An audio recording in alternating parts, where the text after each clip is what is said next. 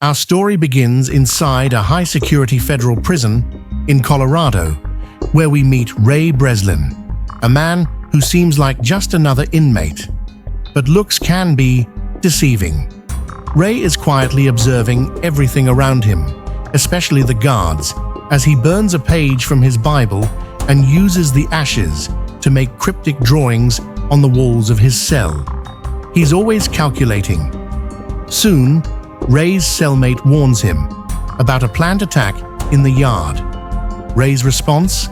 He's not worried, and when the time comes, Ray strikes first, showing off some serious combat skills as he takes down 2 inmates in a flash.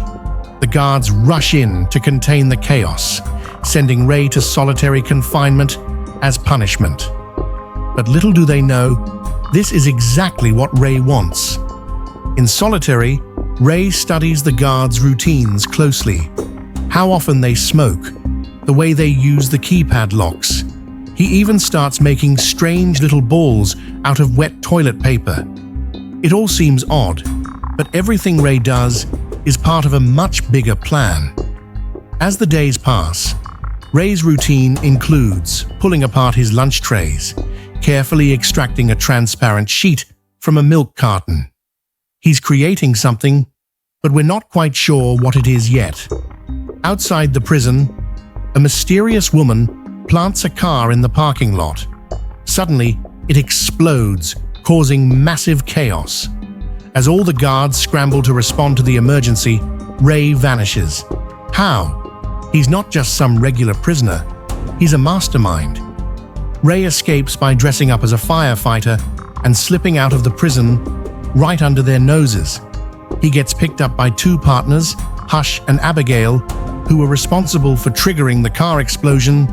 They help Ray slip away unnoticed. But Ray isn't done.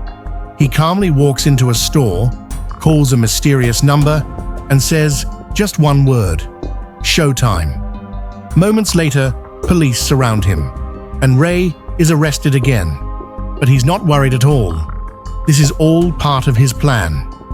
Enter Lester Clark, Ray's partner in crime, or rather, partner in breaking crime. Lester works for a secret company hired by governments to break into and out of prisons to expose security flaws. Ray is their top agent, and this latest escape marks his 14th successful prison break. Ray reveals how he pulled it off, by studying guard habits, decoding the keypad system, and using clever tricks like the plastic sheet to lift the guard's fingerprints. Once he figured out the 4-digit code, he tested combinations using his little paper balls. It's brilliant, and no detail is too small for Ray. Soon after, the CIA comes calling with an offer Ray can't refuse. They've built a secret, high-tech prison, and they want Ray to try escaping from it. If he succeeds, they'll pay him a cool $5 million, double his usual fee. But there's a catch. Ray and his team won't know the prison's location, and they won't be in control this time. His friends Abigail and Hush are skeptical, but Ray is confident. He accepts the challenge. Ray gets a new cover identity, Portos, a dangerous terrorist, and prepares for what's to come. But just as Ray is waiting to be picked up, he's ambushed. Masked men tase him and throw him into the back of a van, scanning his body and removing a tracking device that Abigail and Hush had secretly implanted. Ray is injected with a sedative, and everything fades to black. When Ray wakes up, he's in a helicopter. He watches in horror as a sadistic guard named Drake brutally beats and kills another prisoner, tossing the body out of the helicopter. This isn't your typical prison. Something far darker is going on here. When Ray finally regains full consciousness, he finds himself in a nightmare. The cells are plexiglass cubes suspended in the air, and the guards wear eerie black masks to conceal their identities. A massive, ominous camera sphere hovers above, constantly watching every move the prisoners make. Ray is taken to meet the prison warden, Hobbs, a man with no compassion or interest in Ray's safety. Ray tries to use his evacuation code, part of the deal with the CIA, but Hobbs doesn't care. He doesn't play by the same rules. It's clear Ray is on his own in this twisted place. During recreation time, Ray watches the guards mercilessly beat down anyone who steps out of line. The brutality of the prison system is on full display. He also notices the prisoners' jumpsuits are coded to track their movements, scanned at every door. Ray meets a fellow prisoner, Emil Rottmeyer, who claims to work for a man named Mannheim, a kind of modern-day Robin Hood. Emil is skeptical of Ray, but sees a potential ally. Back in his cell, Ray studies the layout of the prison and the behavior of the guards and inmates. He needs to find a way to get into solitary confinement again, where he believes he can start his escape plan. Emil helps by starting a fight with Ray, and the guards are more than happy to toss them both into isolation. The isolation cells are tiny, claustrophobic metal boxes with lights so bright they feel like torture. But Ray uses this time to investigate every inch of his cell. He quickly realizes they're on a ship. The subtle moisture in the air, the sound of metal creaking, it all adds up. This is no ordinary prison. It's a floating fortress in the middle of the ocean. Ray continues to endure the brutal conditions, and after much effort, he finds a way to remove the rivets holding his isolation cell together.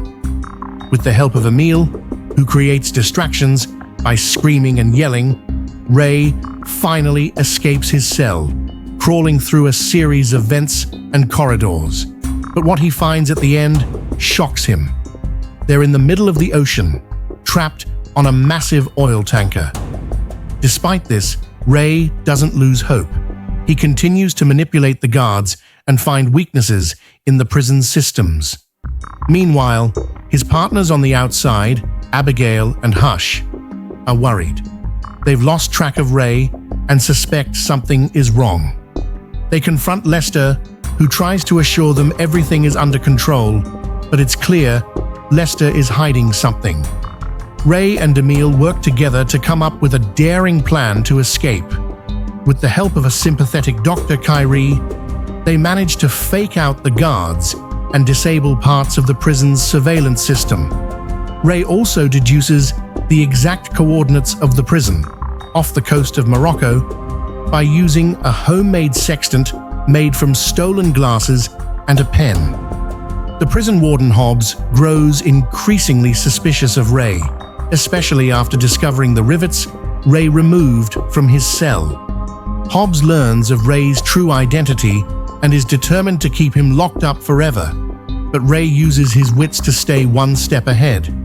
In a thrilling sequence, Ray and Emil stage a prison riot, causing chaos and distracting the guards long enough to make their final escape. The action culminates in a fierce gunfight, with Ray and Emil battling their way through armed guards to reach a helicopter sent by Jessica, who turns out to be Emil's daughter and the mastermind behind the whole plan. As they escape the prison, Ray finally confronts Hobbs in a tense showdown. Ray cleverly triggers an explosion by shooting oil tanks, taking down Hobbs and destroying the prison ship. Ray and Emil escape by helicopter, landing safely on a Moroccan beach where they're reunited with Jessica. In the final moments, it's revealed that Lester betrayed Ray and was working with Hobbs all along. But Ray's team gets the last laugh. Lester is knocked out and wakes up trapped in his own prison, stranded in the middle of the ocean, just like he tried to do to Ray. And that's it for today's recap. This story is a wild ride filled with action, twists, and clever escapes. If you enjoyed this breakdown, don't forget to like, comment, and subscribe for more thrilling recaps from your channel. Let us know what movie you want us to cover next.